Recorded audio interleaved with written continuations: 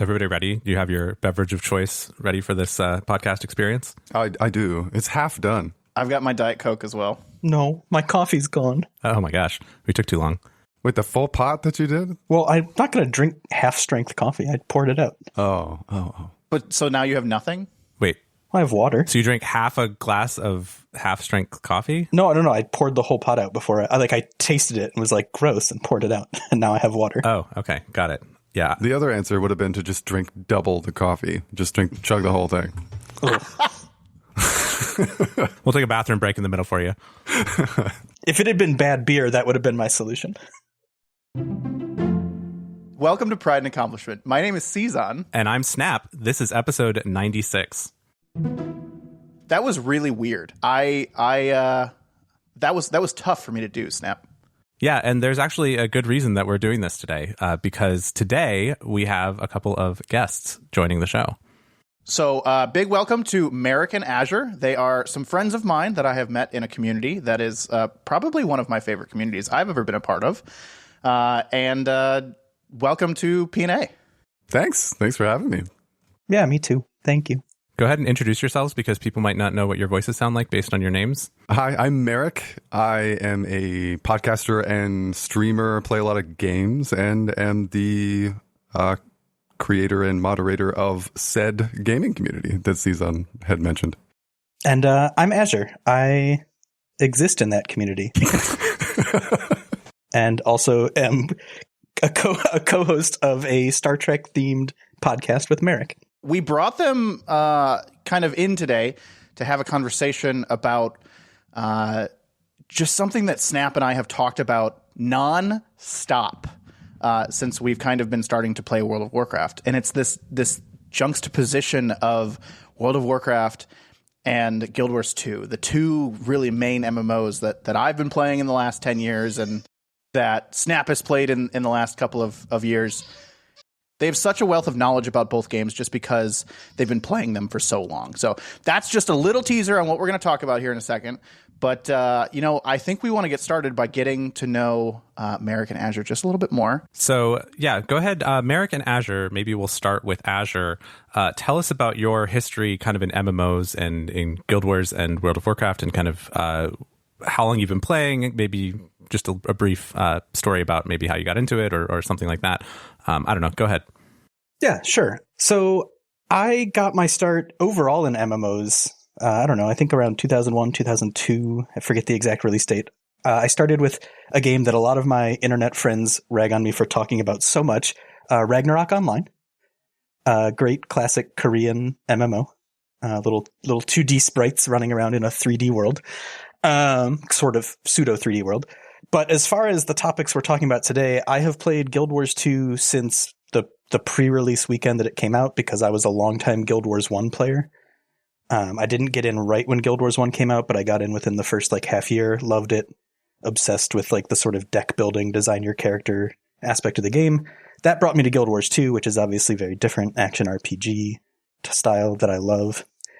And I've played it ever since. I haven't been playing as much recently because Maeric and community sort of Pied Pipered me into WoW after I tried it very briefly. I have actually only been playing WoW since about the beginning of December of this past year, so 2022.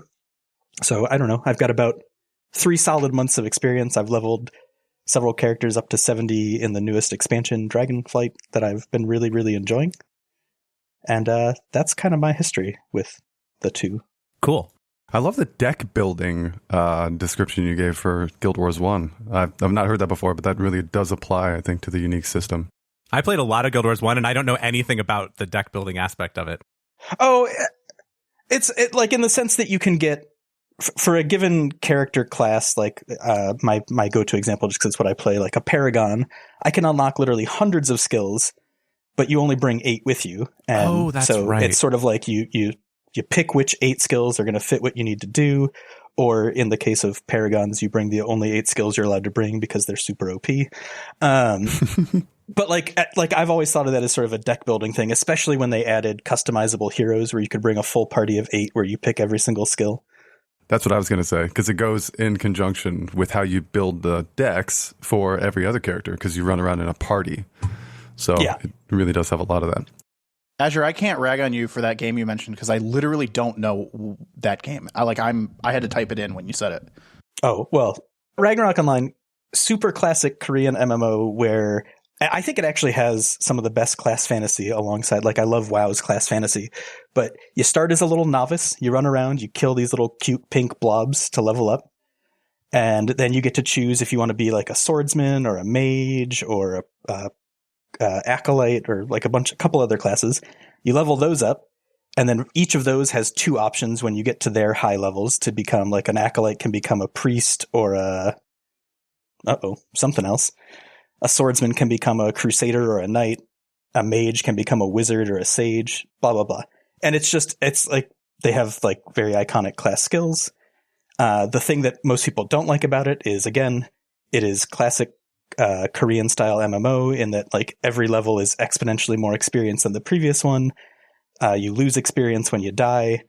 Your gear breaks when you try to upgrade it at a really high % chance. The Lost Ark kind of thing. Yes. All right. Yeah, well, except the gear, like if you try to upgrade like your cool dagger from +7 to +8 and it fails, that dagger is gone. Now you got to go get a new one and get it back to +7. Oh my gosh, that's terrible. Oof. Yeah. I don't like that at all. And then you slot your equipment with cards to enchant it, and those cards drop at 0.01% chance from the mob that they come from. Anyway, it's one of the grindiest games I've ever played, but back when I was much younger than I am now, that was fun. Well, I have good news, Azure, because apparently it's still in active development with the latest update coming out December 16th, 2022. The other thing I'd like to note is on the Steam page, the two little tags on it are single player, MMO. One or a massive amount of people? I mean, all MMOs are played by single players. I'm surprised by that tag, but I guess it kind of fits my experience. Well, my introduction to MMOs is certainly long and storied. I actually do have a funny story about it because I was in high school. I remember being told by a friend that I grew up with, and we ended up going to different high schools, and so we sort of parted ways. But I bumped into him again randomly, and he goes, "Oh man, you remember all those video games we used to play? There's this game. I need to tell you about this. You need to watch out for this game. There's this kid at my school, cautionary tale, private school, was doing really well, had friends, was on the sports team, had a girlfriend, good academics, honor roll, doing great. And then one day, he found this video game. And in this video game, you have a life inside the game. You have friends and a job inside the game. He started losing everything that he had. His girlfriend dumped him, and he fell off the honor roll. Bad grades, and everything's being threatened now. He's not even showering. This guy just plays this one game. You got to watch out for this thing. And I was like, what is it called, and where do I get it? That's the most amazing thing I've ever heard in my life. And so I was so excited by the prospect of a game that could be that immersive. And I remember going to, it was Comp USA. I'm dating myself again. And I saw the big rack for everything, and my friends were there. They all bought some random little games, and I was like, no, you guys, this is that game. This is that game that ruins lives. We all have to buy it.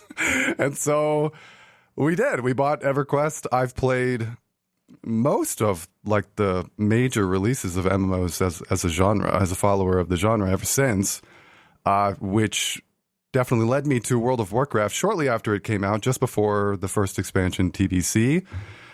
I did do some, end game play and raiding in World of Warcraft then, so that was my first introductory experience to the game, but ended up leaving, found Guild Wars 2, and like Azure, even though I didn't really play Guild Wars 1 a lot, I found Guild Wars 2 when the big hype train was sort of happening. Everyone was following it, tracking it. It was a really big release. That was during the is this the WoW killer days? Everyone would say that every time a new MMO came out, right? So I was like, maybe this is it. This could be the WoW killer, and we were all rooting for that for some reason. And I was like on that hype train in a big way, and got in the Head Start weekend before the game came out, like Azure. So that was 10 years ago. And just as a finish to my introduction, MMOs have meant a huge amount to me in my life. I've met my best friends in MMOs, but also my wife. I met my wife in Guild Wars 2 8 years ago. So this question, this debate, this comparison or juxtaposition, I think Cezanne said, is really near and dear to me. It's definitely a big topic in our lives since all of my dating experience with my wife was in Tyria.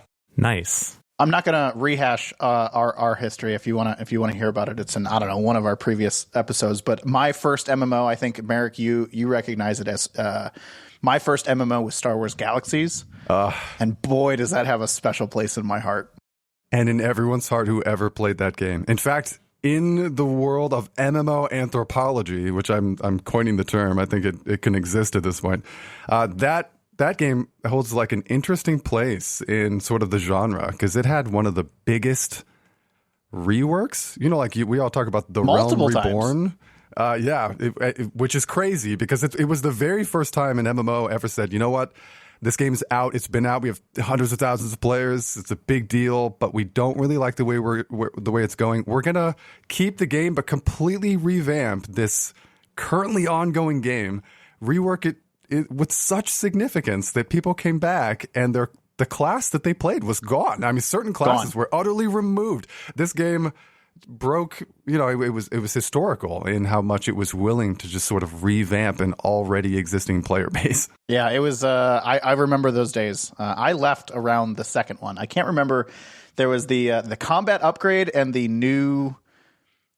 Was it the new generation experience or NGE or N? I don't remember what the second one was called, but I left around the second one. What a great game, though. It set the one thing I remember about Star Wars Galaxies is it set the standard for player housing. Oh, indeed. It must have been one of the very first games that even attempted player housing. Yeah, it was. I mean, there was really no limit to it, and it was quite impressive what people had built. So, Snap, I don't want to leave you out though. What was your first? I know you've told me, but what was your first MMO? Yeah, I started with the Burning Crusade in World of Warcraft, where I bought the battle chest, you know, when they used to box these things together, and it was the box copy of you know, World of Warcraft and the Burning Crusade expansion. And I played that for the 30 days free trial that came with it. And then I was like, I don't want to pay $15 a month to play this game. I'm, you know, in high school or whatever. I have no money. Like, I can't commit to doing that. It seems so crazy to, you know, spend that money and whatever. So I didn't do that. But then I found Guild Wars 1. And it's really funny that Maeric mentioned CompUSA because I bought boxed copies of every single one of the expansions for Guild Wars 1 from CompUSA, like in the clearance bin or something. And I remember specifically going to like their going out of business sale to buy like Nightfall, like the very last, and Eye of the North, actually, the last Guild Wars expansions, and like picking those up and was like, oh yeah, you know, I can do this. And so I played a lot of Guild Wars 1, and then I also played Guild Wars 2. I think we all did, you know, from the beta. So we've all had characters in Guild Wars 2 for at least a decade at this point. I've played off and on, you know, as longtime listeners will know that I've played off and on both World of Warcraft and Guild Wars 2. I played Cataclysm and then Warlords of Draenor and then skipped Legion and kind of have played WoW off and on ever since. What is the title that we all got for playing Guild Wars 2 for 10 years? I forgot what it's called. Was it Devoted? I don't remember. Oh. Victorious? I don't remember. I think I'm out of my league here because I didn't even know there was one. I think it's when you open the 10-year birthday present, right? There wasn't even anything, I think, like, well, I guess everyone got access to all of that stuff for the anniversary, but the one thing that was totally unique for you and your account being 10 years old was just that title. So I feel like that's a good stamp, that's a good banner. We can all say that we are blank, but I forgot what it's called. The title was Decades Devotion. Decades Devotion. Yeah, I don't remember if I was beta weekend or if I was the first day, but I was there. It was a crazy time, actually, with that head start, because there was a huge hype train that went along with this game. I mean, that well exceeded anything you would expect from the pre-existing player base of Guild Wars 1, right? Guild Wars 1 was successful in its own right, to be sure, but it certainly wasn't anywhere near the level of to merit the enthusiasm that Guild Wars 2 had ramping up to it. So I remember getting in that head start, and I was like, oh man, there's like a decent amount of people here. The game's probably going to do pretty well.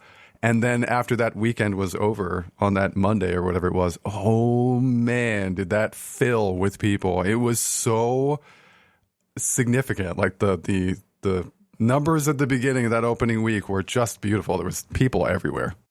Yeah, well, and as a longtime Guild Wars 1 player, I was shocked by that because, Guild Wars 1 came out 7 years before Guild Wars 2, and the final expansion of Guild Wars 1, or whatever you want to call it, Eye of the North, that they didn't really dub it an expansion, but was like in 2006 or 7. So like it was still like 5 years separated from the quote unquote sequel game.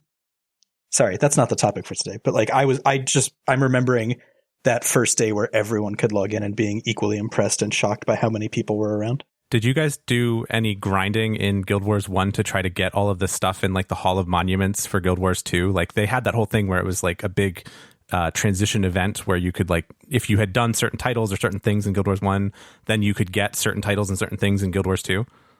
Well, cool fact, you can actually still get all of those. I was going to say, it's an ongoing thing. You could just link them. Like Hall of Monuments still exist. In fact, they even maintain the hom.guildwars.com website. I think it's hom.guildwars2 now. But I didn't actually, because despite my love for Guild Wars 1 and the fact that I actually still actively log in and play probably once or twice a month to this day, I had sort of fallen out with Guild Wars 1 after around 2009, 2010. Like I just wasn't actively playing much. I logged into the Hall of Monuments like, I don't know, a few months ago just to see like, oh, did I have anything that I was like close on that I could, just clean up real quick and then get something in Guild Wars 2? And I was tragically far away from everything that I could have possibly earned. So that was a no-go. He did that because he knew how jealous I would be if he had it, because God walking amongst mere mortals is like my most coveted title in Guild Wars 2, and I can't spend the time in Guild Wars 1 to get it. Wait, as opposed to cod swimming amongst mere minnows? Oh, I have that. Which Snap has. Do you have that, Snap? I do, yeah. I love Absolutely. it. That's real effort, by the way, guys out there who don't know. That title is not an easy farm. Snap is surprisingly good at fishing while doing other things, and that's true of almost every game. Like he can do whatever the mindless task is while doing other things. I cannot. I just can't do it. I have to single task. I have to focus on whatever it is, and focusing on fishing doesn't really work. Snap can watch 2 TV shows at the same time. I'd like to give Snap even more credit than that. I was up probably way too late with him last night as we were just sort of talking about stuff. He was in Discord streaming. There's 5 or 6 of us in the channel. He's streaming World of Warcraft. I'm not watching. Didn't even notice. We're like talking for like 2 hours. I'm hopping on tables in my Paladin order hall. Okay. I'm just bouncing from table to table. That's literally all I'm doing. Finally, I click into the stream, and he's mid-sentence about something that we're talking about, and like an insightful sentence, and he is fighting for his life in a 1918 or something dungeon. And I was like, and you'd never know. You've been doing this entire time? I was like, he's at 5 HP's line of sighting something. It is the first boss in Temple of the Jade Serpent. Really stressful moment. And he didn't break. His voice didn't break. It didn't pause. I was like, what is happening here? He wastes no time. If we're sitting around doing nothing, he's going off picking herbs, making money. Constantly. It drives me nuts. I can't do it. I do like Maeric exhibiting his true endgame, though, of just hopping between objects. Snap, are you playing right now? I am not playing right now. I have a very particular no gaming while recording podcast rule. I do actually get very unitasking on the podcast recording experience. He could, though. He could totally pull it off. Okay, well, I want to bring us to our actual topic, and I want to tell a quick story just on how this happened. How did we get Snap, Season, Maeric, and Azure in a Discord channel together to record an episode of P&A? Why is it happening? And it started about 1 minute after Raid was supposed to start in World of Warcraft, as is typical for us. And Azure either was in the channel or just joined the channel or whatever. And he goes, Maeric, I think Guild Wars 2 boss battles are better. I don't remember the exact term. He says something that it was just so poignant in the moment. We are about to start raiding, and Azure goes, this game is poop. We had like 17 people getting together to do progression raids. Everyone's formed up. We're like, all right, guys, let's do this. Azure goes, hey, Maeric, I raided in Guild Wars 2 earlier today. Did a pug. Endgame in Guild Wars 2 is way better. It's like, whoa, what? Now- That's a little extreme, Azure. Why? To which he gives like a brief sort of thing. He goes, but we'll talk about it later. I was like, yeah, I've got like 20 things to respond to that, but we shouldn't be doing that here. I guess we'll talk about that later. I mean, I was ready for you and him to throw down in that channel, and we just didn't have time because I needed to start raid and we needed to go. So here we are. I don't know, 2 weeks later, maybe.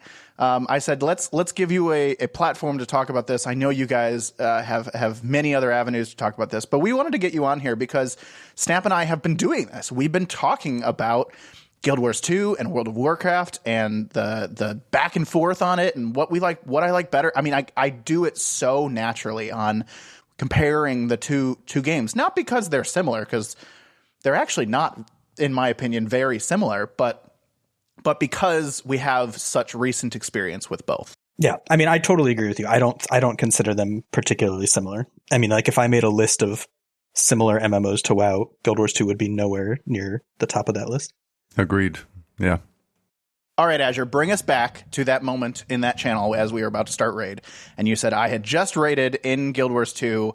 I think Endgame is better over there. What led you to say that in front of all those people that were about to kill a boss in World of Warcraft? Yeah, so I've reflected on it a lot since then, especially because I knew Maeric was going to show up with like a pile of notes to destroy me. I do want to share, you have it in my intro, my background with each game, but I do want to just fully disclose my bias that I have a lot more experience with Guild Wars 2. And so I just intrinsically maybe feel a little more comfortable there. And I just want to share that's probably influencing this. But even after reflecting on that and thinking about it, I think the very first thing I want to bring up that differentiates them for me is the clarity of indicators during boss fights. Where is dangerous to stand? What attack is happening? What's about to happen to me if I stand here versus there, kind of thing, I think is much better in Guild Wars 2 than in World of Warcraft. And again, that could be a little bit influenced by just my level of experience between the two games. But I think the fact that many people consider certain add-ons almost mandatory for World of Warcraft supports my argument a little bit. Azure, I'm giddy in my seat right now. I am so excited that is where we're starting. Because as Snap can attest, my biggest complaint about World of Warcraft was that the swirlies do not have a defined border. Oh my God, that was one of the first things that made me so mad during fights. So yeah, we've definitely, like, that was what I totally agree with you on this point. It definitely causes a lot more of what you hear in raids, which is, what? I was definitely not in that. You hear that a lot in World of Warcraft because of that exact reason.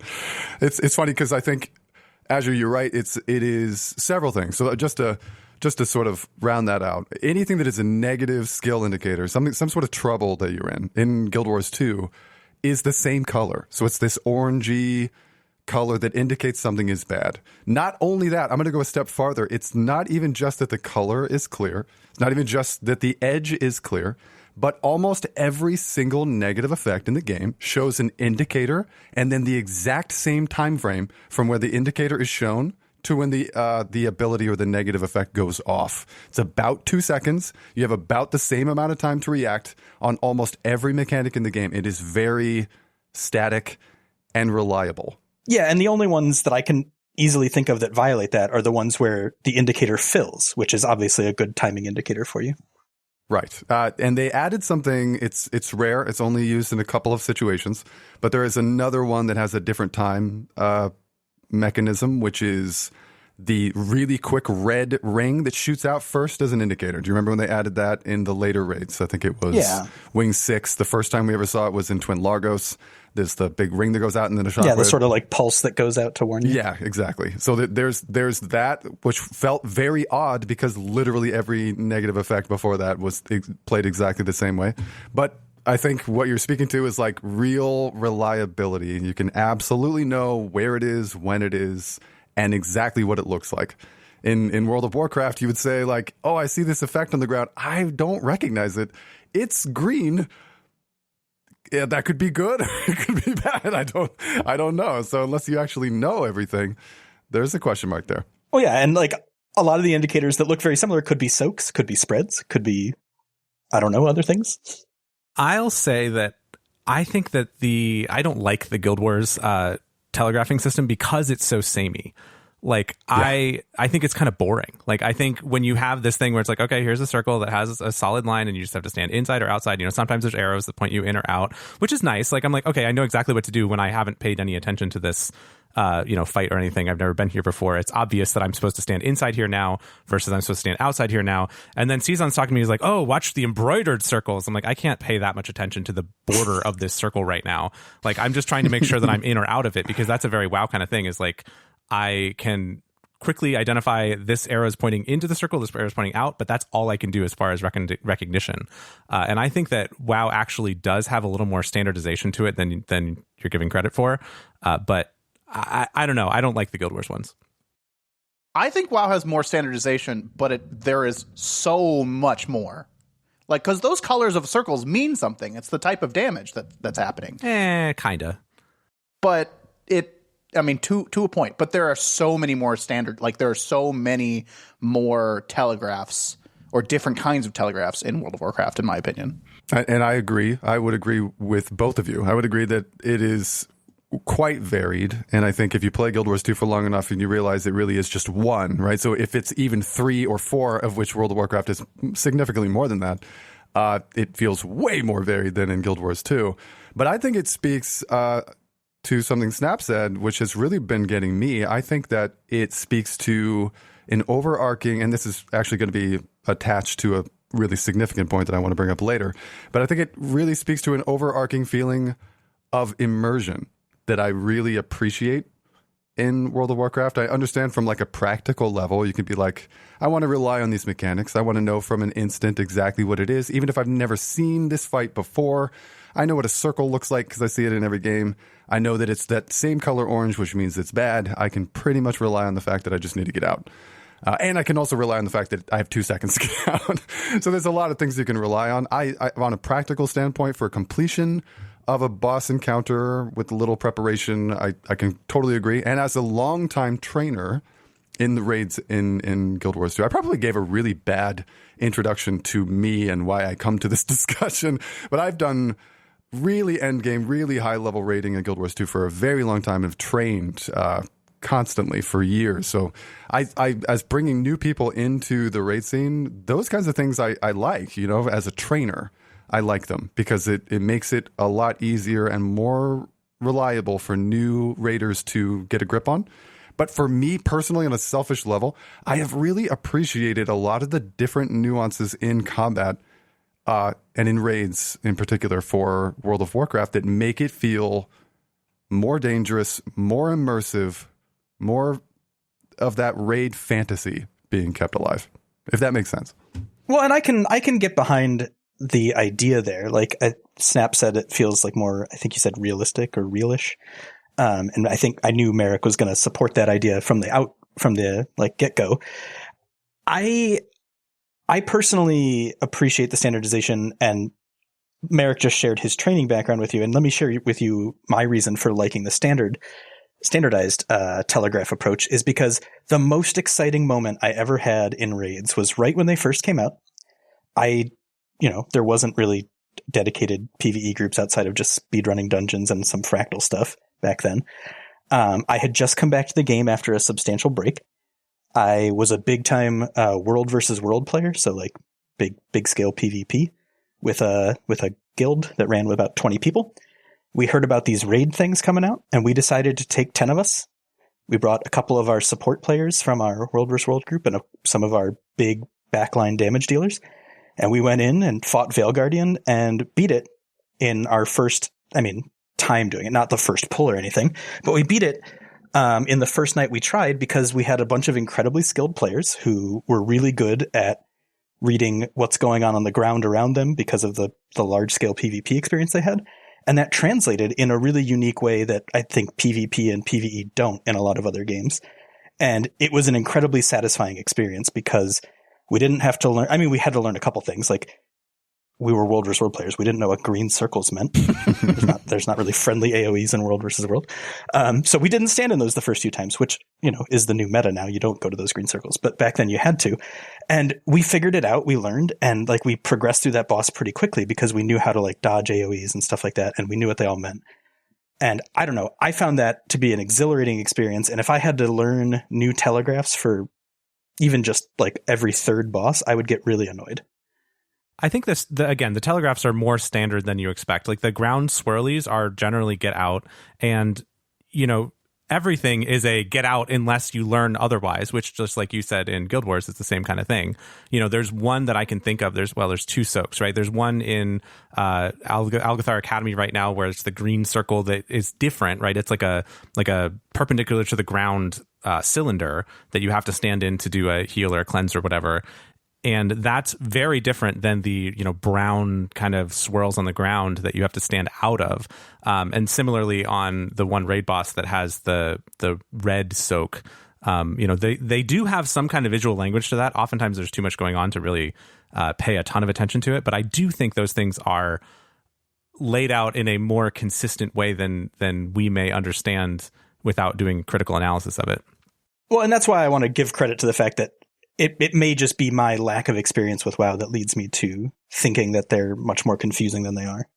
No, I don't think so. I mean, it's a complaint of a lot of new players to World of Warcraft that the soaks or the good circles are very hard to see.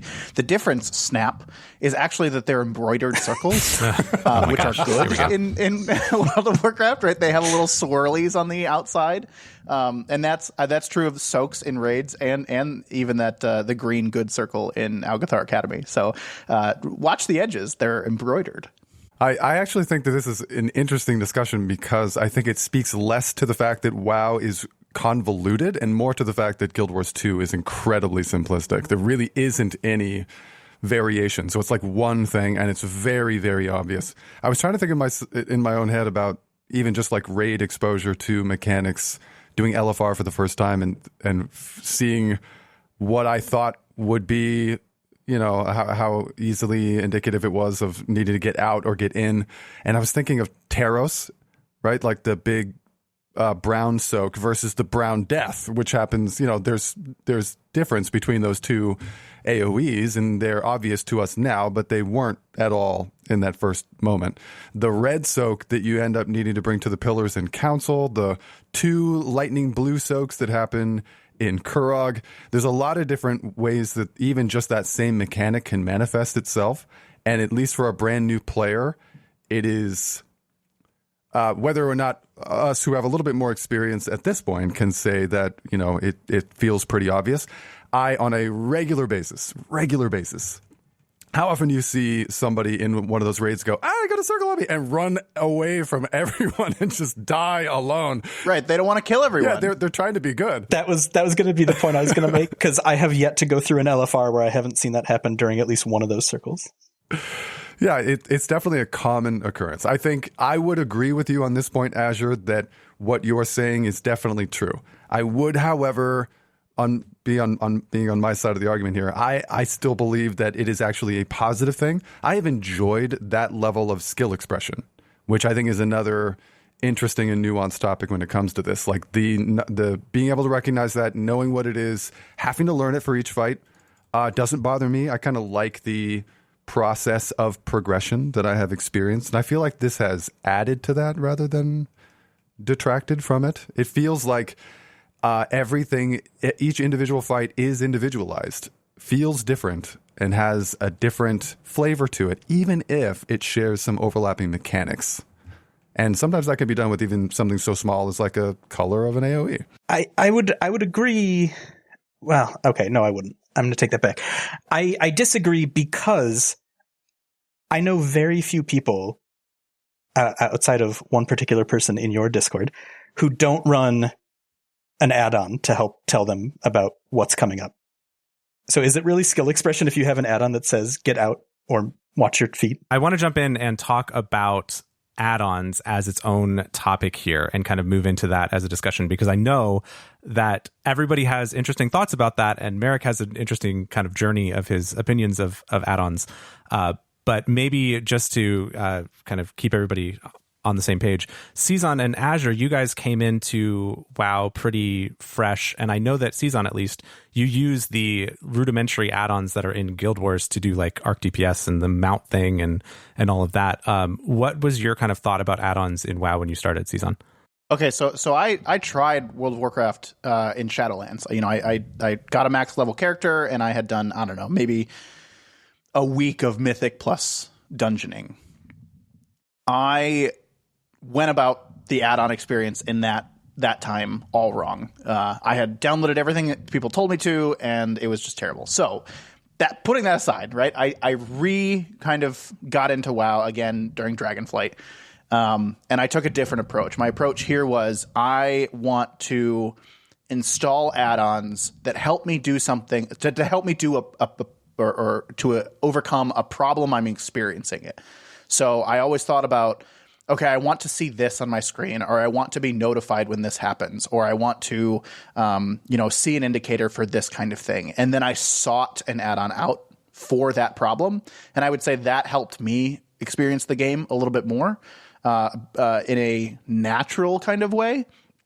But I would say that there was never a point in my thought process, and this is I can see both sides of this one, where I said, I want to see an indicator for that on the screen. I bet there's an add-on for it, right? And that's the difference here for me a little bit. I'm not saying it's a good or a bad thing. I don't want to take sides on this particular one, because I really haven't nailed down my opinion on it.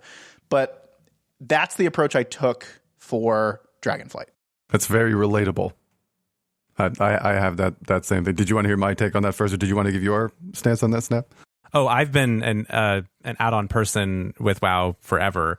I did definitely subscribe to kind of the starter pack mentality of like, oh yeah, you should have DBM, and you should have, back in the day it was Omen Threat Meter and like Recount, oh, wow, and all of those kinds of things way back.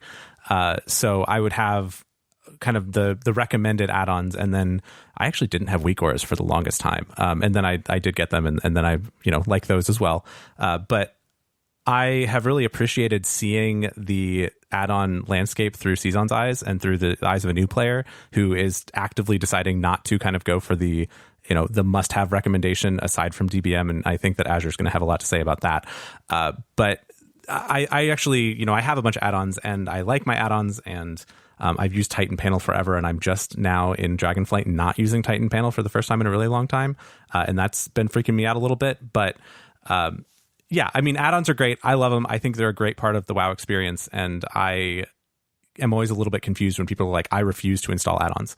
I'm very interested in Azure's beginning experience with add-ons. Yeah, so I got recommended, I think it was, I don't remember who recommended it to me, a couple add-ons when I first started. One was DBM. The other was Details, so I could see DPS, because people know that despite the fact that I don't play DPS characters much in Guild Wars 2 anymore, I still like the DPS race. I enjoy it. So I got those two to start. And also, I don't remember which particular add-on, but some bag management add-on, which is kind of irrelevant to active gameplay, but helped me not end up with an inventory that looks like Maeric's in every game he plays. Whoa, shots fired. Sorry. Just getting caustic already. But I don't know. Like, I want to clarify that I'm not hostile towards people using ads, towards people enjoying add-ons, towards people like enhancing their gameplay through whatever they want to do. I personally feel like I rely on DBM to make it through higher level Mythic Pluses. If I didn't have it, I would die. And to me, that suggests that there's something wrong with the dungeon that I'm experiencing. If I need something to be telling me how to survive, it could just be that I've never tried it without DBM for more than like the early keys. Well, actually, even by the time I got to doing keys, I had DBM installed. So I've never experienced it without DBM. Maybe it would be fun, but I feel like I would die a lot because I don't know what's going on. And that to me is frustrating, that you need this add-on or you're going to die. It's a fair point. It certainly was a huge sort of boulder for me to climb also. I'll freely admit that I think Snap alluded to the fact that it was a journey for me, and that I would describe it exactly as that. I as a streamer and as somebody who hosted an MMO comparison podcast, which literally we did, I constantly ragged on World of Warcraft for not just the prevalence of add-ons, but the necessity of add-ons. It was a huge hurdle that I felt like kept most people away from the game. Anytime that I would be like, you know what, how's WoW doing? I'm going to go check Twitch and watch a streamer. And then you see someone's screen and you're like, oh God, the add-ons have vomited all over the screen and I can barely see what's going on. I had a real life friend who was trying to get me to come play, and I checked him out, and he has so many add-ons, so much overlay on his screen that he requires a glowing, vibrant X that overlaps the hitbox of his character to indicate where he is on the screen, because he loses himself in the big smear of add-ons and information that goes out there. So I have spent hours sort of going against this and describing how I think that it is really a gate for a lot of people to get into a game. You go in and you're like, oh, I need all these things. I don't want to do it. I really was on that side of things for a very long time. And I think for me, it literally is because I think Season sort of went through a journey on this too. And I think the way that I would describe it for myself is similar. I started off being very against it, saw that, by the way, Dragonflight has revamped the core basic UI, right? In World of Warcraft, there are some really nice changes to that. So I thought maybe I'll just see how long I can go with no add-ons.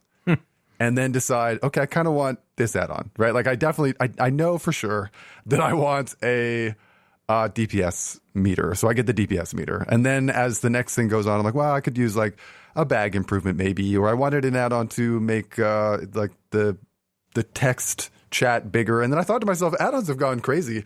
I wonder if I could just download a text-to-speech add-on so that it just reads my quests to me instead of having to, read all the quests. And I started to get a little bit more comfortable with CurseForge.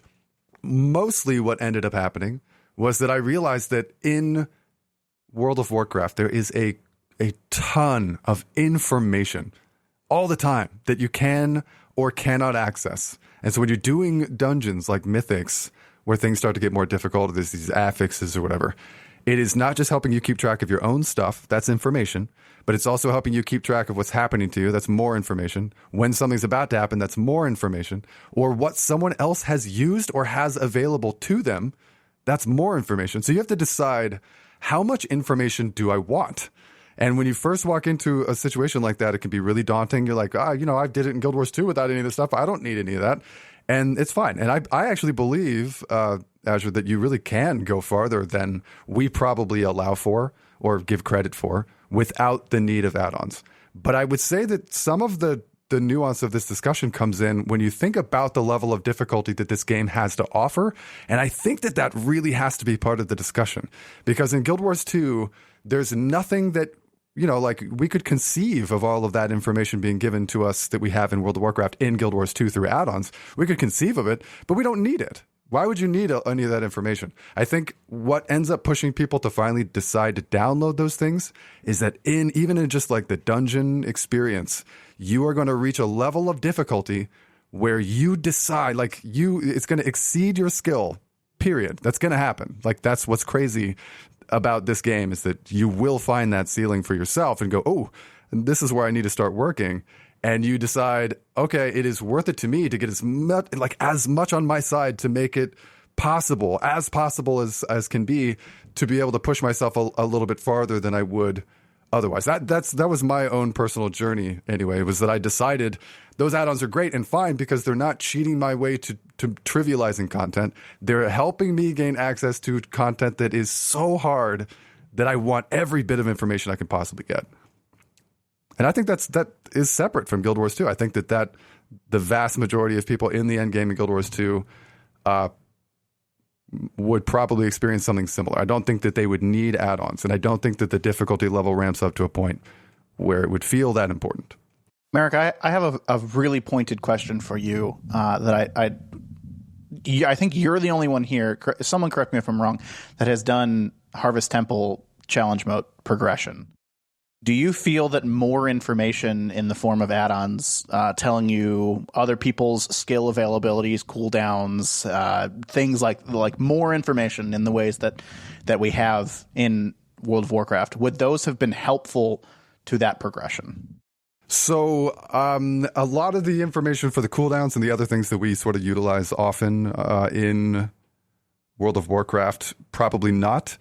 What you could say is if you had an add-on that was telling the people when to go to, because there's a real dichotomy in that fight between like what I did, which was DPS. I just don't think that my role is very hard. I think that anybody doing that is not very difficult. The healing also, as long as people aren't messing up mechanics, not very difficult. But there's a lot of running around that happen with about 3 people, where they have to sort of pop back and forth to these green circles across the board all the time. I would argue that those people doing those jobs, and you could even apply this to some of the newer strike missions, which, by the way, when we're comparing Guild Wars 2, I would like to draw more on that later, but the real split between the first 8 years of Endgame or 9 years of Endgame and the last year of Endgame, because I don't want to rag on Guild Wars 2. They're more self-aware, I think, than I realized, and the big shift that's happened in the Endgame game design team, rather, the person in charge of that and the people that are running that are on a different page now. And so some of the things that I'm going to bring up today about this, I think Guild Wars 2 is on the right track to address some of it.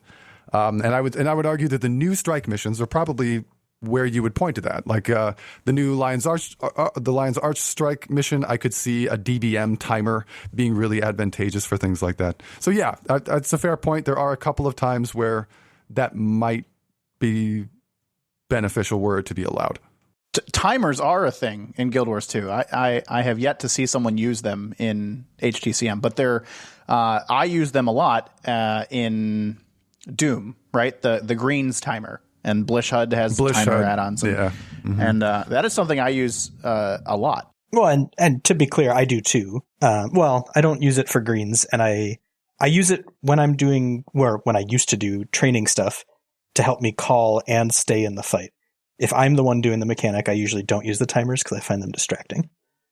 I was going to say that I think the thing that add-ons kind of do for you is they give you the ability to be kind of to have coach level information while you're also playing the game.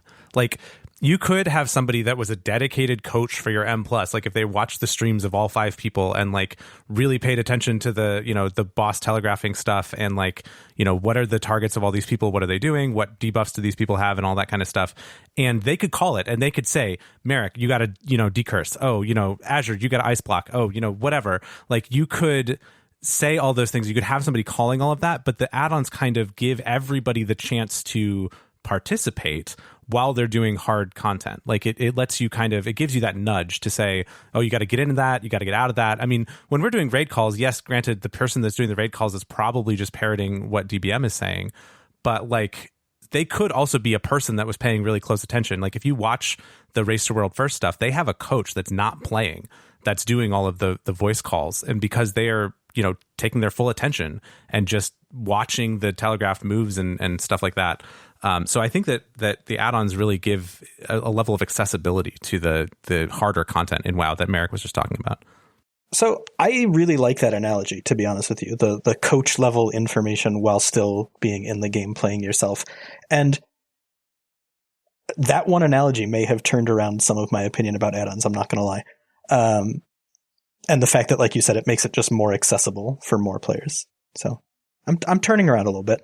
I'll give a counterpoint and say that the raid leaders in World First require certain add-ons to be on the screen of the person they're watching.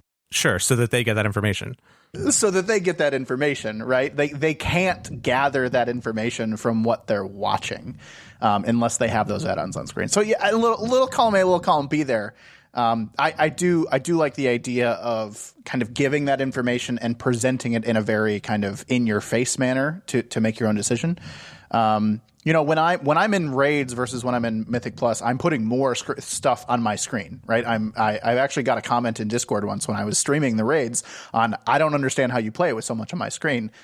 And I don't think I have a whole lot on my screen, but it's way more during raids than it is during Mythic Plus, just to have more of that information available. And mostly because, I'm watching not just myself, but everyone else. Speaking of things on screens, none of us are in this situation, but if you ever watch the stream of somebody that's healing hard content, it is like a completely different game. Like, I have no idea how they do all the things that they do. You know, they've got all the grids, and then they're like mousing over stuff and pushing different buttons, and they've got HealBot, and they're doing all these things. And, you know, there's add-ons specifically for healing. It's amazing. But like, there's such a versatility that gets opened up through these add-ons that I think is just so cool about this game. I was thinking that same thing in that same moment because I tanked my first raid last night as a prot paladin, right? And so Cezanne is talking about all the information that he puts on his screen for tanking and for raiding. He's tracking all this stuff from all these different people. And I love, and this is speaking to another point that I think is really important about World of Warcraft, the uniqueness of World of Warcraft, is that they're also very role or class specific. So like a lot of the things that you have access to are going to be drastically different than the things that someone else has access to. And even as a tank fulfilling the same role, a role that hardly exists in Guild Wars 2, you as a paladin, I would actually benefit from a lot of those additional add-ons that Snap was just talking about, right? The ability to gauge everyone else's HP, to heal, to be throwing cooldowns on people, to decurse, right? Like a lot of things that a paladin has access to. Because I have access to them, I should also be doing them, which means that I have a lot of other tools that might shift. You know, if Cezanne, being Cezanne, were to tank on his Demon Hunter as he does, that whole setup that he has might be different, or at least slightly different, have additional things if he were a prot paladin. So like some of that speaks to a lot of the uniqueness about what that individual person is doing, rather than like a cookie cutter chunk of things that everyone sort of requires to have. And I think that we're dancing around something that got brought up a moment ago that is really, I think, important to mention. It's not just the prevalence or requirement that a game or its community has on the use of add-ons. It's how the game itself treats them. Because one of the things that I think makes World of Warcraft unique is that API is wide open, has been since the beginning, allowing you to do all this stuff. We brought up the fact that Guild Wars 2 does have timers and things like that, but it is in this weird gray area when it comes to the game company itself and its treatment of add-ons. This has always been ambiguous. It has always been dangerous. And I'll speak to Final Fantasy also. I know it's not on the table here, but that's another one of the big four, right? These big four MMOs that are sort of out new and still doing things. The way that a game treats it, it's even more dangerous in Final Fantasy. It's like a don't ask, don't tell policy, which I think is really dangerous. And if you were to be a streamer and stream the use of what some end game communities would consider essential to use for progression, you could be banned. And so this gray area that Guild Wars 2, I was in the beginning. I remember when damage meters first came out, even just the simplicity of damage meters. When that first came out, it was there. You could watch a 2-hour YouTube video about the transition of the community and how that ended up happening in the first iterations of DPS meters and how they got people perma-banned and they were real dangerous things. And then there was like what about this one? How about we do this one that doesn't allow the use of this, this, or this? And the community moderators were like, it's against TOS, but we probably won't ban you, maybe. And that was never talked about again. That was years. I mean, they have never been okay with it. And certainly not with things like in-game timers. And these are all really ambiguous things. I think I would rather a game require the add-ons, need the add-ons, or allow the add-ons above board than sort of the half... the sort of half measures we see in a lot of other games. And the WoW API for add-ons has changed quite a bit over the years. Like you used to be able to do a lot more stuff with add-ons, and then the add-ons got more sophisticated, and then they've kind of locked down different functions over the years. So it is constantly kind of a cat and mouse thing, even for Blizzard with World of Warcraft. But they at least retain some responsibility in terms of allowance and balance then, if they keep that close of an eye on it, which I think is a good thing. I'd rather have my game company be involved, right, in what add-ons can and can't do. They're putting the effort in. Yeah. Exactly. Well, and one minor clarification, the timers in Guild Wars 2 are allowed because they're based on the official Mumble API that Guild Wars 2 released. Like Blish HUD and what was the one that was popular before that? Taco? Are both perfectly fine because they use Guild Wars 2 official API to get all their information. Oh, that's weird. I thought I had heard something different specifically, at least I remember, about Taco. it might have been different functionality within Taco, but Taco does a lot of crazy things. I was going to say it might have been other things that people added into Taco, because I think I remember reading something similar. But something like Arc DPS is a DLL injection. I mean, they are skirting. They are doing some really fancy stuff to make and Arc DPS used to have additional functionality that would get you banned. Like you used to be able to inspect other people's gear. Right. And my old raid leader got a 6-month ban for doing Yes, those were really sketchy. I cannot imagine a game like, and I know I played a lot of Guild Wars, but like I just now realized that like there's not an inspect button in Guild Wars. Like that's crazy. Well, and for the longest time, that didn't feel weird to me because Guild Wars 2 was my main game. And the other games that I played rarely allowed you to inspect because I played things like older games, Ragnarok Online, EVE Online. Now that I've played a lot of other games like WoW, I think you can inspect in Lost Ark, but I stopped playing that a long time ago.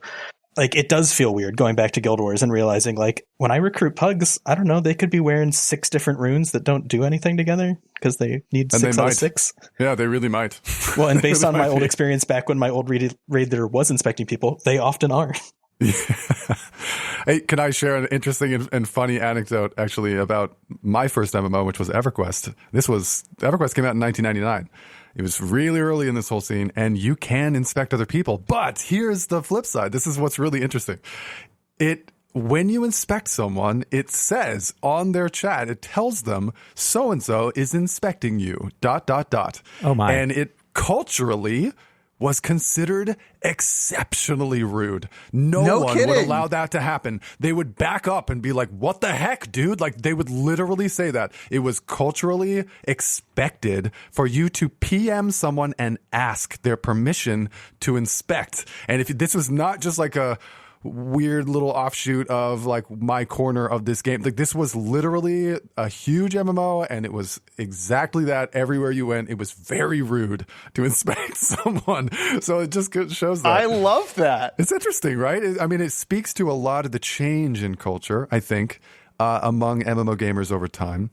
That it speaks, I think, to a broader sense of I want to protect my experience the way that I want to play, that I'm playing this game, and that continues significantly into Guild Wars 2, which I think, maybe even Final Fantasy, but the dichotomy is there. Like, it is really clear, this break between MMOs and that culture, because now in World of Warcraft, it's like your soul is open to bear. I can not only just inspect you, I can pull up your Raider.io and see everything about you, and you will never be notified. And we expect and want to know everything about the people that we go in with. Even the forming of a dungeon is done where the way that the application process works is you set up a group, somebody else applies to it, and you scope them up and down, their whole experience, how they've done in every dungeon leading up into that point, and you decide, you know what, not going to cut it, buddy. So the cultures between games are just as different as its systems. It's fascinating. MMO anthropology, I'm telling you, it's a thing. I think a lot of the reason for that kind of stuff is because and I don't remember if we've talked about this before on this show, or if it's just a thought or a conversation I've had with others, but like the culture around MMOs has shifted so much because there's a lot of people that are like coming in and out of the game. There's a lot of like new people. There's a lot of like the new player experience and the social dynamics of being online and just all of those things, I feel like has led to a different level of like trust or mistrust in people on games. And so like you want to know that the person that you're bringing to your really difficult content that's going to, you're when you're signing up for a dungeon, you're committing to somewhere between 30 and 60 minutes of your life to hang out with these people. And I've played a lot of like Dota 2 and other kinds of those MOBA games, and those are games where it's like you're committing to an hour full of things with 9 random strangers, and one person can really make that miserable for you. So I think that as kind of gaming has popularized and the people that are kind of spending time in the games is a broader section of the world, those kinds of tools to make sure that people are kind of, I don't know, not vetted in detail, because granted I'm a DPS and it's really hard to get taken to an 18, 19 or 20 dungeon, let me just say. But I think that having that stuff is important to be able to at least get an idea that you're making the right bet on the people that you're working with. Yeah, certainly. And it's also been an interesting experience for me because you talked about sort of the change in culture that can kind of happen in these games. I, being someone who streamed and often desperately wanted to welcome new members into the community of Guild Wars 2, right? There's a perception that Guild Wars 2 does not have enough players, and there's been a common perception among its players for years that the game development company is very bad at advertising their game, right? That's a really commonly stated sentence. We know that that's true. So there have been big milestones throughout our time in the last 5 or 6 years where something outside of the hands of ArenaNet have ended up accidentally bringing a large chunk of people. A big streamer comes by and plays the game for a week, and all of a sudden there's this enormous influx in the game that changes absolutely everything for this short period of time, right? And then it goes back. But I think some of what's really interesting about the discussion about MMOs these days is that the games, like the major MMOs that are out, I talked about the big four. I like to say the big four are Guild Wars 2, Final Fantasy, Elder Scrolls Online, and World of Warcraft. But there are, of course, some ones that are weird outliers that are still around, like RuneScape, old school RuneScape, which still is the only game I think that's not losing players on their graph over time and is like one of the oldest games ever. But what's interesting about the communities these days is that they have become incredibly distilled.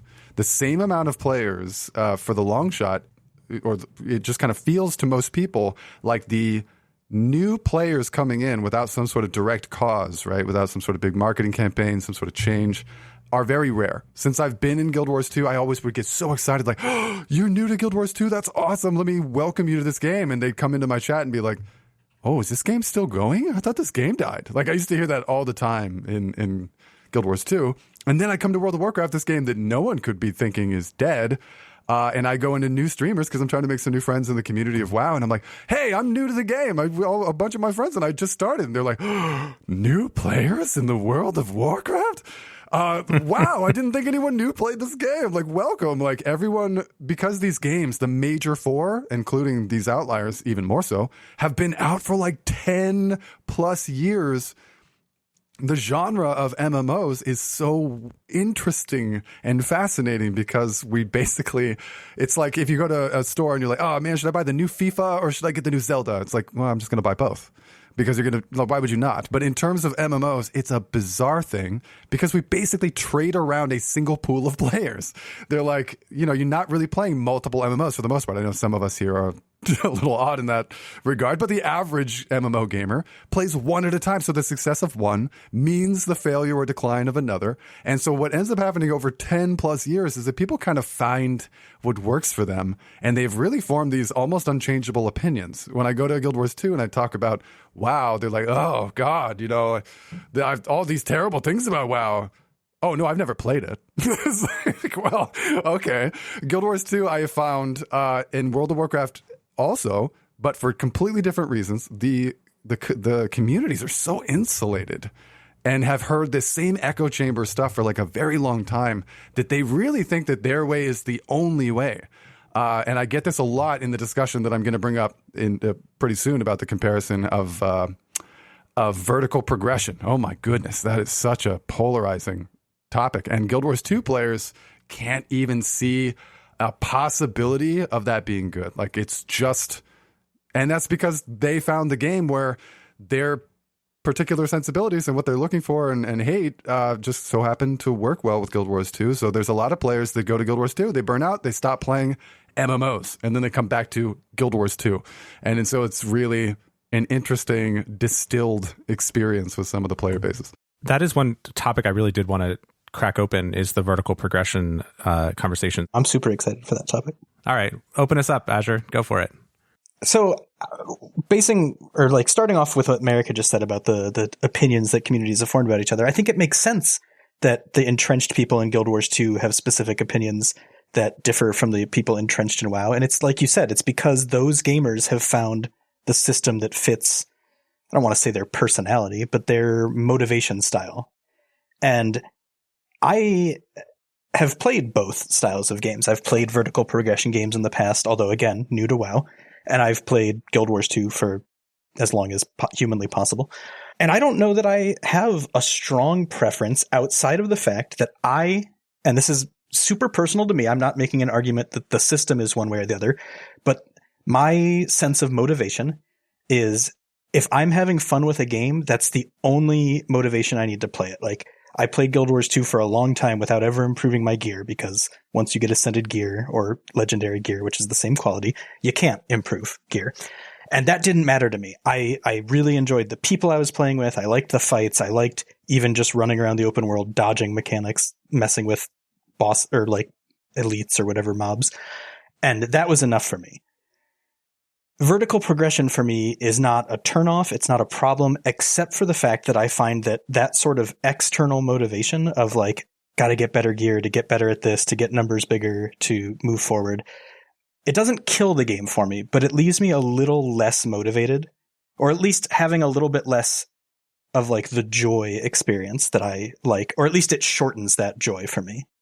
And it makes me feel like, okay, well now I got to get on because I need to progress, not because I'm having fun and progressing. Cezanne, I know that you have a lot of thoughts about that. Are you allowed to say the F word? Oh, fun? Fun. I was replaying it in my head. I'm like, did he drop an F-bomb just now? No, I mean, that has been that's been something that I don't know, maybe I don't want to say that I've struggled with, but what I find fun, I think, has shifted and has been challenged, particularly from my switch, primarily from Guild Wars 2 to World of Warcraft. I had ask Snap, go back and listen to older episodes of P&A. I had this huge, like almost fear of vertical progression. And how I was not going to enjoy it, and how I wasn't going to like grinding out and always being ahead or always being behind. I have this big problem with games that once I get behind, I just put them down and never play them again. And I didn't want to do that, and I didn't want to experience that, which is why I never tried in World of Warcraft. So, yeah, I don't really know how to dig any deeper than that, but it's been difficult. Maybe not. It's been interesting to see how my perception of fun has changed between these two games. And can you elaborate on that a little bit? Like, what is, like, do you find it fun? Like, how are you feeling about the vertical progression in WoW? Like, is it as bad as you thought it was? Oh, no, I don't think it's as bad as I thought it was. I'll be honest. I'll say it here first on this podcast, right? World of Warcraft is slowing down for me, right? It's I mean, I think it's pretty obvious to everyone on this channel right now. But I hit can hear 2000. The tears of our whole raid team right now. And you know what kept me going in Guild Wars 2 and what kept me going in Star Wars Galaxies the longest were the people I was playing with. And when I got to play with all the people together, I would play. So, I mean, I raided in Guild Wars 2 much longer than I played Guild Wars 2. And I will continue to raid in World of Warcraft, particularly until we get AOTC, but even past that, just to raid with the people. However, you know, I hit 2000 Raider IO, and I feel the biggest urge to continue the vertical progression? No, I don't. But when there was a certain speed to it, it was fun, right? When you were getting an upgrade, not every dungeon, but I mean, when you were getting an upgrade quickly, it was a fun ladder to climb.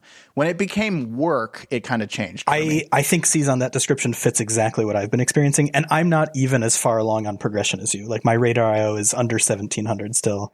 I could be getting relatively quick upgrades. But for me, it's that I had that, like, something about the fun of upgrading. It's almost like, I don't know what analogy I want to use here. It's almost like you get hooked on that, and then when it's gone, the things that would have been fun without it, just the gameplay itself, isn't enough anymore. At least that's how it feels for me.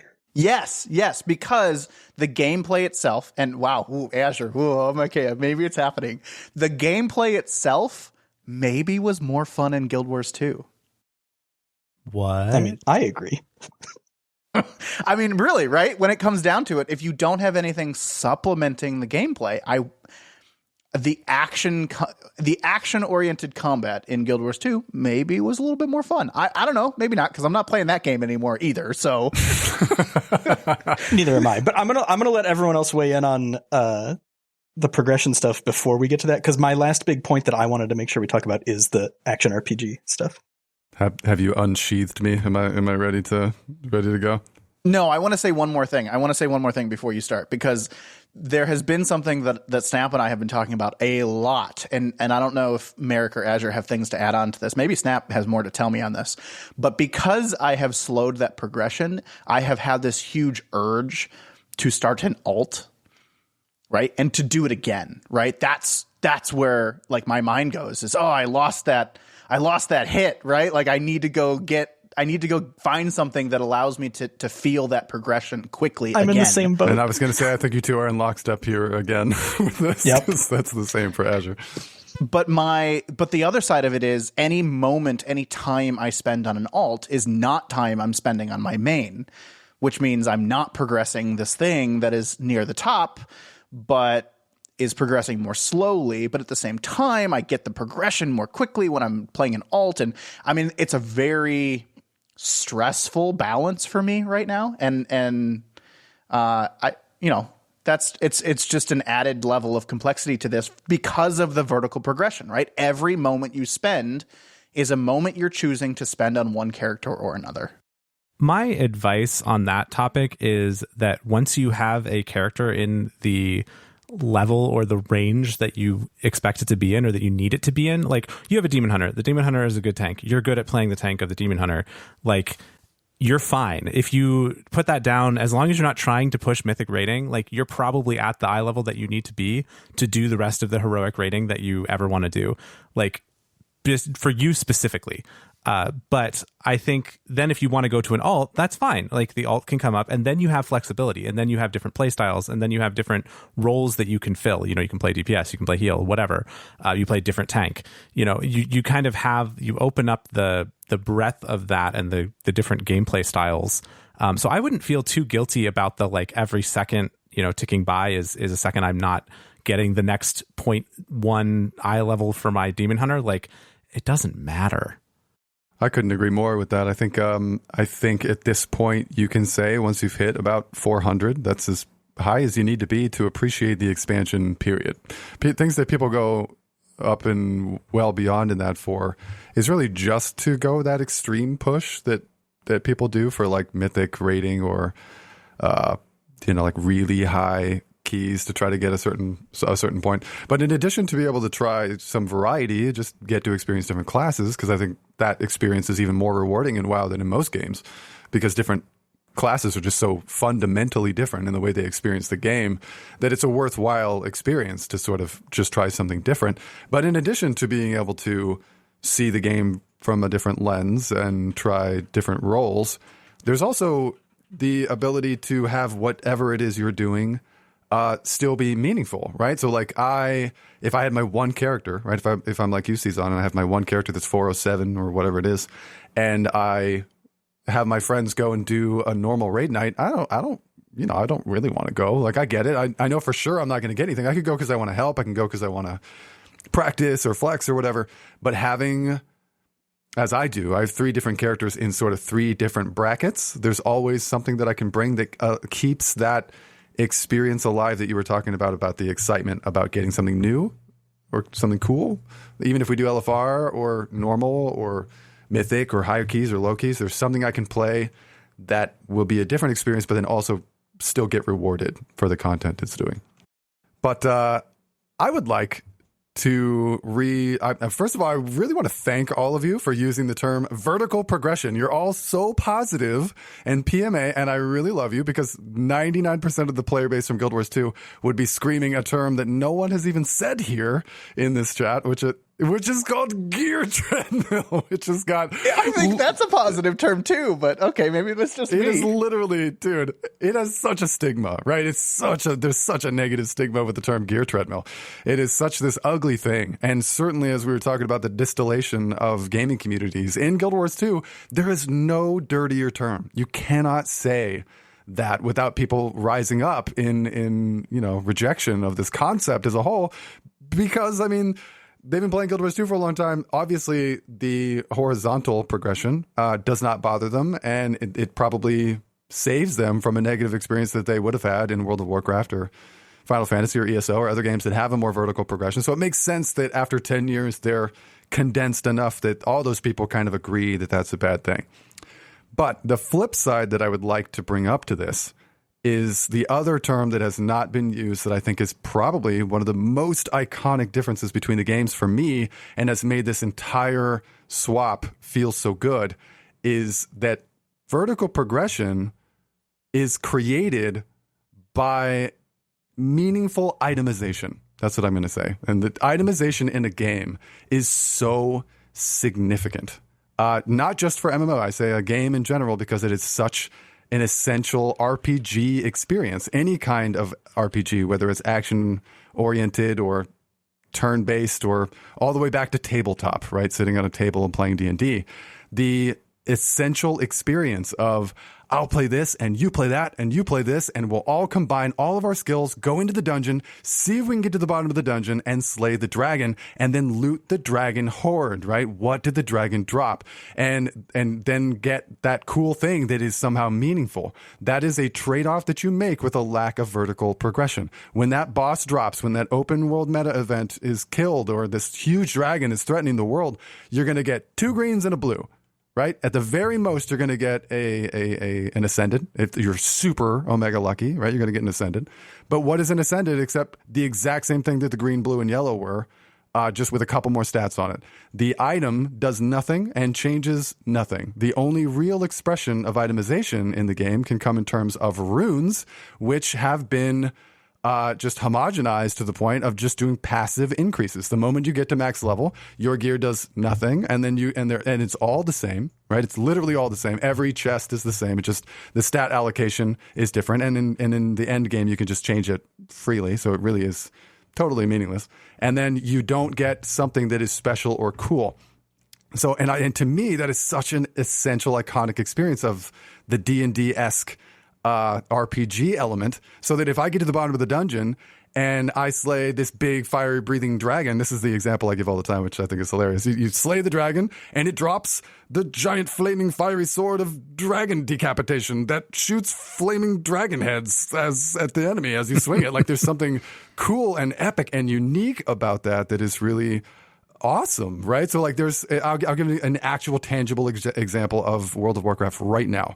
So like we can go and do a dungeon and maybe get like a wrist upgrade. All right, maybe not super meaningful. Oh, that's the stats that I want. That's cool. That's not the stats that I want. It's not really perfect, but I'll take it. Like there's still that little stuff. Like, okay, maybe this isn't exemplified perfectly in that example, but then when you go to like the raids and Junie and I go to Diurna, okay? It's the penultimate boss to the current maximum raid wing. We go in there, hard fought boss. We kill this thing. It's a dragon that walks around with this staff. It channels this staff ability that shoots lightning bolts at random players. They use that lightning that connects to the staff as a mechanic to drag over these eggs, to crack these eggs so that they break instead of hatching and become evil dragons. And then we kill said dragon. We beat the boss. We loot the corpse. And oh my gosh, we were lucky that staff actually dropped. That staff, and it is evoker specific. It is a class specific staff that goes to a dragon because the evokers are dragons. And getting that staff was not only a really big stat increase for my wife, who plays an evoker, but it also has an on-use effect that is so dramatic that it changes your whole rotation and introduction and burst window, because it has an ability to use it and channel that same beam of electricity that is used in the fight directly at an enemy, and it's so potent that it's the best in slot thing.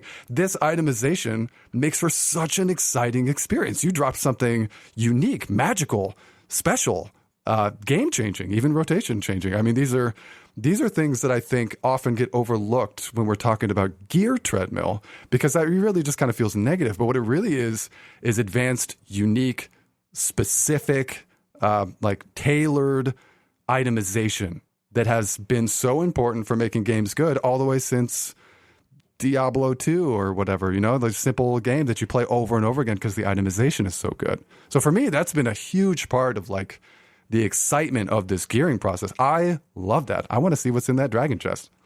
I want to challenge that just a little bit. I totally agree with you. It sounds really exciting. I haven't had that excitement in the sense that outside of the couple trinkets, all of my gear is just stats. Like none of it does anything special. But the trinkets themselves are so dramatic, right? Aren't they for you? Yeah, that's I mean, it's cool, example. but like every trinket has something special it does. So like, anyway, but so like the staff example there is cool, but does that require vertical progression? If Guild Wars 2 from the beginning had it so that every exotic or maybe even just every ascended weapon had one unique effect and they could just keep adding new ones as they release new content, that wouldn't necessarily have to be vertical progression. It could just be new options tacked on, and it could still be really exciting, I think. In like a perfect world, you could imagine that that's the case, but in any MMO, it would be a meta. And so one would be better than the other, and then it would be decided you need to go and get this one, and that's what people expect or want you to do. Guild Wars 2 is not exempt from meta. But that's exactly what's in WoW, though. Like, is it really exciting that you get this cool staff if everyone eventually needs that staff for their evoker? Yes, because in 2 months, in this very short period of time, we're going to get new raids. And then in another very short period of time, we're going to get new raids. Like this experience, which one person could call the gear treadmill. And again, let me first... But sorry, you were discounting the horizontal thing by saying one will become meta and you'll need to go get it. But that's exactly what happens in the gear treadmill. I'm just saying, could it still be really exciting if the stats weren't upgraded, but you just got a cool new effect? What I'm saying is that if you applied that to Guild Wars 2, it would no longer be a horizontal progression. It would then actually be the gear treadmill. When new things come out and you have to go get that. We even see a small amount that in terms of like new stat allocations that exist and that everybody then has to go get because that's the new meta thing. Like we see it in a reduced way. But if we brought that element into Guild Wars 2, then it really would become a progression, just depending on how often they release the new thing that might be better. Sure. I think that this is actually like a really cool and nuanced discussion because whether or not this is good or bad is completely open to individual interpretation. I would be really reticent to say that my way of thinking is better because not only have I met so many people that I appreciate, respect, and know well who think exactly the opposite of me. I, at another time in my life, would have extolled this as a pure virtue about Guild Wars 2, and that there was no trade-off that goes along with that. But the essence that in this very short period of time, there will be new things, and that experience will be kept alive because instead of like maybe that new thing is going to be better, we know that it will because that's what the vertical progression is. Then that experience can be gotten again and then again. And to me, that is not a negative. I can absolutely see that it would be a negative to a lot of other people, especially since we come from the Guild Wars 2 community. I'm well aware of that perspective. But for me individually, I have found this whole experience really exciting. And I don't want to discount the fact that you said that every trinket does something as if that detracts. I think that is part of what makes it so exciting. Not everybody has a class-specific staff waiting behind a boss.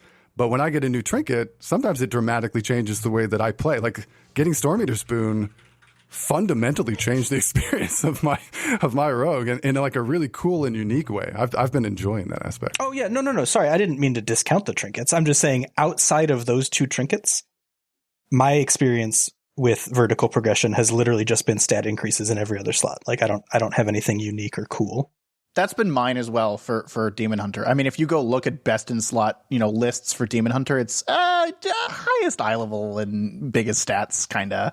Maybe prioritize these stats a little bit, but like it'll depend on your experience, and that's like not as fun. Well, and maybe I'm a little jaded in that I actually got my two best in slot trinkets really early on, and one of them is from Raid, so I have to wait until we get the heroic version. Actually, I have the heroic version. The only upgrade I have possible to it is to get the mythic version to drop, which I doubt is going to happen for me. And the other one I got early on from a mythic plus and have just been slowly upgrading its stats, but it doesn't change over time. Snap, do you know what this conversation is reminding me of? It's a conversation you and I had, I don't know, maybe 3 or 4 episodes ago. Maeric is all about this this reset that's happening in 2 months. Oh, right? yeah. The season changes over, right? And we get to do it all over. New raids, new mythic dungeons. We get to all do it over again. As he's talking about this sense of like dread is coming to me, because Really? I really honestly don't know if I'm going to enjoy that or not. I've never experienced it before. It is a lot of fun. It's really fun to kind of feel it out again, but still to have all of your familiar, especially in the mid. So like when an expansion rolls over, I'll say, like, at that point, everything gets thrown out the window, right? All your trinkets are useless. Like you can, sure, you've got to level another 10 levels and like you can start to use your favorite trinkets and your favorite stuff for a little while, but then like very quickly it gets replaced by whatever blue or green item drops off of some quest that you're doing, in your grind between 60 and 70. And it's not really a grind, in your journey, your progression, whatever you want to call it, you're leveling between for the new levels. And then, you have to completely learn whatever the new itemization is and all of the new, what's the Stormkeeper boon or like the Ruby Whelp shell or whatever it is. Like these are the things that are new for this expansion. When you're in a mid expansion season, it's like, okay, I get all of my familiar stuff. I was running heroic raids, which means I'm good enough to do +8 mythic keys or something like that off the bat, right? You don't have to start with 2s again. You can if you want to, but like you don't have to start that low, because the item level inside of an expansion is comparable, right? When the new season comes out, it's gonna take our maximum from 421 to like 441 or something like that. Like it adds a few more item levels, so you get to kind of you can ease yourself into it as much as you want to kind of bring yourself up to the next level if you want to. And I think that will be less of a jarring experience than you think, while still saying, here's 8 new dungeons that you haven't done before that you get to have that new experience with and learn and do and find the mechanics and all of those things. I hope you're right. Maeric, I'll tell you, you talk about this. I am nervous, right? Because the treadmill, right? And I use that term, more endearingly than I think a lot of people do. The top of the vertical progression changes, and that is exciting to me, but also, sitting here never having experienced before is daunting. And I hope, Snap, I hope you're right. I hope that I see it in a very kind of positive light. But I honestly, sitting here today, roughly 2 months away from it, I really don't know how I'm going to take it. So I'm glad that you voiced that, because I've never talked with Maeric about the new season. So this is my first time hearing him sound so excited about it. And I felt when he was expressing his thoughts, I was like, man, am I like the only one who's like sitting here like not excited about the new season right now? So I'm glad to know I'm not alone. And like Season, I've never been through it, so maybe it'll be great. Maybe I really will enjoy it. But I've had the same sort of, I don't know if I'm excited for this or not type feeling. It's really not nice to say you're not excited about the new season right now. He's right here. No, I didn't want him to know about his replacement for when he decides to stop tanking. We call that the vertical season progression. Oh no. But the itemization, like when they move the goalposts, I guess you could say, again, these are all kind of negatively themed, colloquialisms, but as the maximum item level changes, you're going to be like, man, I'm stuck at 405 item level, right? Once the season rolls over, all of a sudden you're going to start dropping 411 pieces out of Mythic 3s or whatever it is, right? You're going to be like, oh, this thing that I would have had to... Yeah, you're going to get that hit again. Yeah, you're like, the things that I would have had to do Mythic raids to get, I'm now dropping from stuff that I can actually do as a normal person. And so you don't have to worry like, oh no, they're moving the goalposts. It's like, yeah, but like everything is going to scale up. And they even, I think, and I'm not the most well versed about this stuff, but the mythic difficulties kind of get rescaled a little bit as you go. So like a mythic 2 will be a little harder than it was, but like all of the world quests are going to start dropping, 410 item level stuff. Like it's everything kind of comes along with, and so it's not as big of a reset as you think it is, and it's not as disheartening as I think you guys are thinking it might be. Well, and I might just be, again, having never actually experienced it, I might just be misanticipating my own reaction to this change. But like something about that, though, exactly what you just described, like, yes, like you're gonna, like item level cap's gonna go up, and like, but it's gonna be easier to get those items because like the stuff you need to do to get those items is easier. It just, I don't want to say it disheartens me, but it demotivates me a little bit because, like, yeah, my stats are going to get bigger and my numbers are going to go up, but the enemy's hit points are going to go up and their damage is going to go up. So, like, really, why am I doing this? Is where I get stuck. Yeah, and I think that one of the elements that we're leaving out of this is what the dynamic looks like in the absence of a vertical progression. So, like, we're talking about moving the goalposts, right? And just to extend that analogy to if we're playing football or something, if you've just been standing in the end zone for years, you're already there. You made that whole vertical progression up to the point the vertical progression exists, and you've just been standing in the goalposts. Like, the fact that I increase and so does the boss is no different to me anyway than the boss not increasing and me not increasing. So I agree, except I don't have to do tasks that I don't inherently enjoy to get gear if I'm just standing in the end zone, if I'm in a game without vertical progression. And I'm not saying one's better than the other, but something about the existence of vertical progression takes away the enjoyment of just playing, or the level of enjoyment from just playing that I think I would have without vertical progression. I get that. I think for me, like, I'm sharing my experience for this whole thing, being like a raider, having done the top tier fractals and the top tier raids and the top tier CMs and the top tier whatever strikes or whatever for so long, that enjoyment was just gone. Like, that just didn't exist. Like, the concept that I could not get anything from a raid that would make me excited.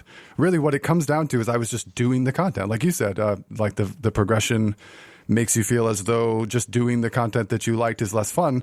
But the lack of progression insisted that, like, to me, I'm still just doing dungeons and doing raids. At the end of the day, I'm still doing those two things, which is what I would be doing in Guild Wars 2 as well, except that there is at least something that comes out of it for me. So, like, I've always said this about the Guild Wars 2 community. It's kind of amazing that it's persisted for so long in this way. And that's because the game doesn't actually give you many goalposts to achieve. You have to sort of create your own.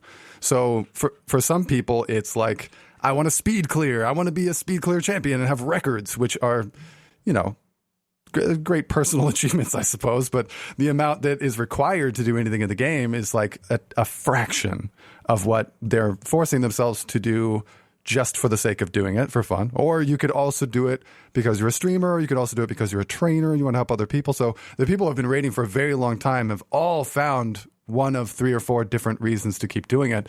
But I would argue that the vast majority, and I don't want to unfairly lump you into this, Azure, if you feel like it doesn't apply to you, but I do know that you play like you've mentioned even in this podcast today, that you play like a wide variety of games, even now. Like, I think for a lot of people, it comes down to, I've done everything I need to do in this and I'm kind of bored, so I'm just going to go play a different game and I'll come back and do this again when I want to. Whereas some other people play like one MMO and they want that one game to give them everything that they have they need, so that they don't have to play multiple games, because it is a very, very popular dynamic in Guild Wars 2 for end game players, or players who have done everything, to log in, do their weekly raid in 2 hours, and then log out and not play the game again for an entire week, or that they come in, do the newest content, whatever the newest Living World story is, get all the achievements, and then quit the game entirely until the new thing comes out, come out and do that for a week, and then quit the game again. And again, these aren't negative things. Some people are very happy with that dynamic. But I think that for me, who just sort of spun my wheels doing the same content over and over again, I still got something out of it, like practicing and improving and helping. But I think those things, at least for me, are still intact in World of Warcraft, in addition to the concept that I'm improving my character as well in a tangible way. Yeah, I think that's a fair take. And I again, you said it yourself, I think it's just the two systems appeal to two very different types of people. Absolutely. I think that that's probably the biggest truth. Or even to someone who's changed over time, like you have had different opinions about this over time. Yes, and that has actually given me the perspective that I truly believe that these games that have existed for 10 plus years as MMOs, when the new MMOs are having such a hard time sort of getting their footing, is because all of these things should exist. Like the different options should be real. And there are a lot of players that go and play the new thing in Guild Wars 2, like I said, right when it comes out, then drop the game happily, right? Not resentfully. they do it and they drop the game and then they go play Final Fantasy until the next thing comes out. And that's a dynamic that exists for a lot of players who play Guild Wars 2, and they're perfectly fine with it. I think for me, it has evolved over time to the point that I realized that none of these things are really about better or worse, and more about like a double-edged sword that is a trade-off. The only time that I've ever gotten into debates, like real debates with people about MMOs, is when something is stated so emphatically as being superior to another thing. And Guild Wars 2, in fact, I won't even like specifically pick on Guild Wars 2 because it just so happens that I've had the most exposure to that community, so I've probably heard it the most there for that reason. But Guild Wars 2 players do have that sense of like, oh no, every other game is really bad, and this is, this is the haven that is only this way, and this is the better way. And the little speech I gave about itemization always comes from this. I'm like, vertical progression sounds bad. I get that. Nobody wants to be left behind. If I quit for a while and I come back and I can pick right up where I left off, that sounds great on paper. I would never fault that side of this coin. But you are trading an essential experience with RPGs about gearing, itemization, progression of character. And it's okay if that's a worthwhile trade for you. But it's not okay to acknowledge that it isn't a trade.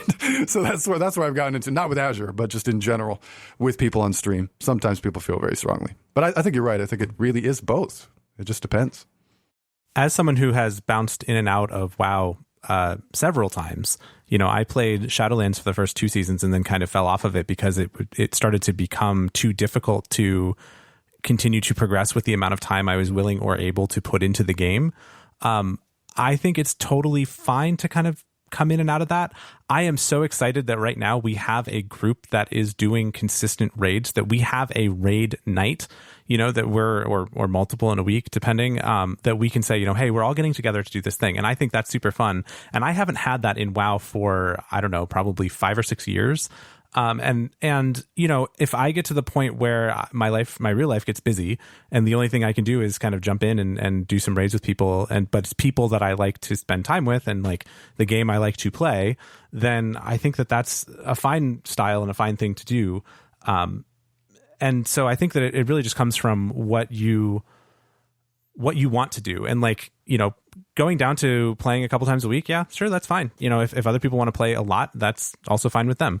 I do like to play other games other than just an MMO, and I've had a lot of times when I haven't played any MMOs, for periods of time, and that's fine too. Like I think that we're all everybody has to understand that everybody has different goals and preferences and things like that. Hot take. But I would hope that you guys would not totally give up on WoW over the season break and then stop raiding altogether and stop doing things altogether, just because I think we have a good team and it's fun to play together. Could not agree more. Yes, I love this so much. Agreed. Let me be clear here. I'm very excited for the new raids because I play because of the people. And if I have to show up to raid night every night, great. Great. That did not sound serious. Well, okay, fine. But that's the part I'm excited about. Like, that's the part that will keep me coming back for a long time. Will I do as many Mythic Plus dungeons? I don't know. I don't know.